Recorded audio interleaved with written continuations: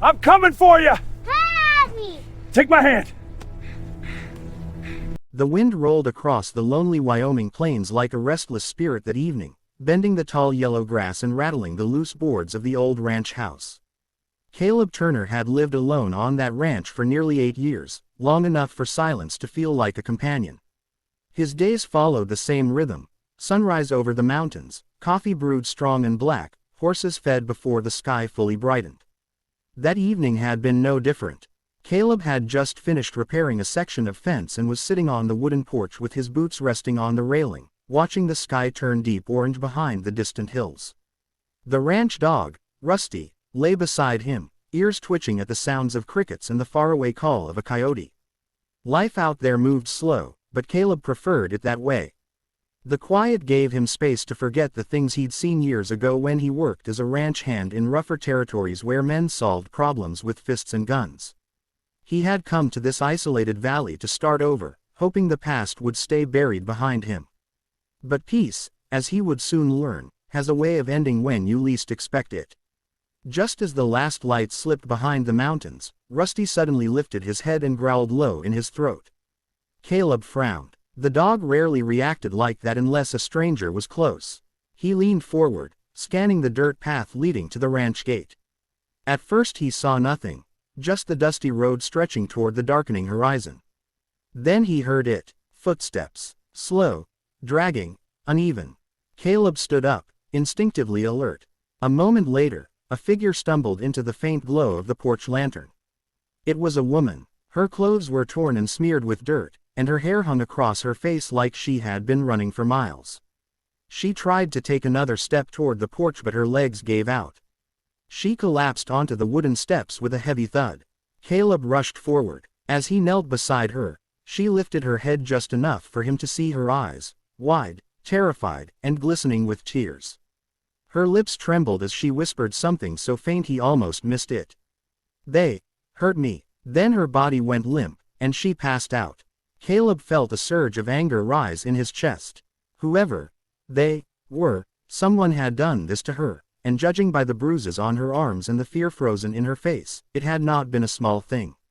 He carefully lifted her and carried her inside the house, laying her gently on the worn leather couch near the fireplace. Rusty paced anxiously as Caleb grabbed a blanket and covered her. He brought a bowl of water and cleaned the dirt from her face. Under the grime he could see she was young, maybe 25, maybe a little older. A deep bruise darkened her cheek, and her wrists were raw as if they had been tied.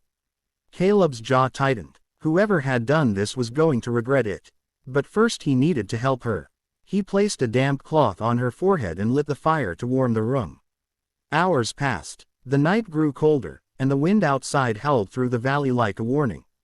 Finally the woman stirred. Her eyes opened slowly, confused at first, until she realized she was safe inside a house. She tried to sit up but winced in pain. Caleb stepped forward calmly, keeping his voice gentle. "Easy now," he said. "You're safe here." She studied his face cautiously. Years on the frontier had taught Caleb how to read fear in a person's eyes, and hers was the kind that came from real danger. "Where am I?" she whispered. "Turner Ranch," he replied. "Name's Caleb. You showed up on my porch and passed out." The woman swallowed, trying to steady herself. "My name is Emily." She hesitated, glancing toward the door as if expecting someone to burst through it. Caleb noticed immediately. "Who hurt you, Emily?" he asked quietly. For a long moment she said nothing. Her hands trembled under the blanket. Finally she spoke in a shaky voice. "They're looking for me." Caleb felt the same anger flare again, but he kept his expression calm. "Not tonight," he said firmly. "Nobody comes out this far unless they know where to look." She studied him again, perhaps trying to decide whether to trust him. Then the story began to spill out in broken pieces. Emily had been traveling with a small group of traders heading toward the next town when a gang of men stopped them on the road. At first the men pretended to be friendly, offering to guide them through a shortcut across the valley. But when night fell, the truth revealed itself. The gang had robbed the entire group. Anyone who resisted was beaten. Emily had tried to run, and that was when things became worse. The leader of the gang, a tall man named Wade Harper, had taken a special interest in her escape attempt. He had tied her wrists and dragged her back to their camp. Caleb listened silently, his hands tightening slowly into fists as she described the cruelty of the man and his followers. They had planned to take her with them when they moved on in the morning. But during the night, while the others were drunk around the fire, Emily managed to cut the rope on her wrists using a broken piece of metal. She ran blindly through the dark plains, chased by shouts and gunshots behind her. She kept running until she saw a faint light in the distance, Caleb's porch lantern.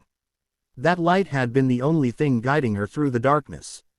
By the time she reached the ranch, she had no strength left. When she finished telling the story, the room fell silent except for the crackling fire. Caleb leaned back in his chair, staring into the flames. Wade Harper. The name stirred a memory. Caleb had heard stories about that outlaw, stories about robberies, violence, and men who disappeared after crossing him. If Harper and his gang were nearby, the valley was about to become dangerous. Emily watched Caleb nervously. "I'm sorry," she said softly. "I didn't mean to bring trouble to your home." Caleb looked at her and shook his head slowly. "You didn't bring the trouble," he said. "They did." He stood up and walked toward the door, staring out into the dark plains. The moon had risen high, casting silver light across the land. Somewhere out there, a gang of violent men might already be searching for the woman who escaped them. Caleb had spent years avoiding conflict, trying to live quietly. But some lines couldn't be ignored. No man with a conscience would send this injured woman back into the night and pretend nothing had happened. He turned back toward the room. "You should rest," he said. "Tomorrow we'll figure out what comes next." Emily nodded weakly, exhaustion pulling her back toward sleep. Caleb added more wood to the fire and sat awake long after she drifted off again. His mind worked through possibilities. If Harper realized Emily escaped, he would track her. Men like him never left loose ends. That meant the ranch would soon become a target. Caleb didn't fear a fight, but he understood the danger. There were at least 5 or 6 men in Harper's gang according to Emily's story. Facing them alone would be risky. Yet doing nothing wasn't an option. As the hours crawled toward dawn, Caleb cleaned his old revolver and checked the rifle hanging above the fireplace. Rusty watched him quietly, sensing the tension in the room. When the first pale light of morning touched the horizon, Caleb stepped outside. The plains looked peaceful again, but he knew better. Trouble was already on its way. He walked to the barn and saddled his horse. If Harper was nearby, Caleb needed to know exactly where. But before leaving, he glanced back toward the ranch house where Emily slept inside. A stranger had appeared on his porch asking for help, and now everything was about to change. Caleb mounted the horse and rode out across the valley with one clear thought in his mind. No one was going to hurt that woman again while she was under his protection. And as the sun rose over the endless western plains, the quiet rancher who once tried to escape his violent past prepared to face it again. Before this story continues into the intense action and the final showdown between Caleb and the men hunting Emily, make sure you support stories like this by subscribing to the channel and turning on notifications so you never miss the next powerful Wild West story where courage, justice, and unexpected heroes rise from the dust of the frontier.